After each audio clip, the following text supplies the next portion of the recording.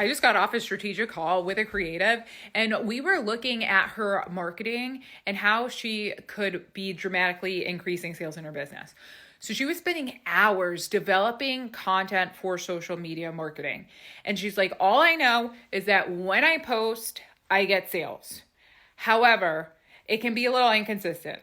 I would like to know what I'm posting that generates sales. And when I looked at what she was doing, she was spending hours per week creating content on Canva. And I was like, well, how long does this take? And she's like, well, it takes like a couple of hours to create a single post. I'm like, so you're just designing for free and you don't even know if it sells. And I said, well, the simple solution to this is just to go look at your sales data. And she's like, what do you mean? I'm like, go look at the sales data on your website. Look at the days that you're making sales. Look at what you posted. What did you post that day? What was the topic? What was the messaging? What was the positioning?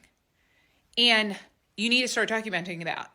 And we need to reverse engineer that and create more posts, more social media marketing that is in that same vein. And she's like, oh my God. She's like, her mind was blown. She's like, I never even thought of that. She's like, I never thought to keep track of what I was posting, keep track of when sales were coming in, and then go back to that piece of content and reverse engineer what's working and continue to do that. And this is when I say creative entrepreneurs tend to lean on talent and aesthetics and focus on making things look pretty, but pretty doesn't sell. Pretty just makes you look pretty.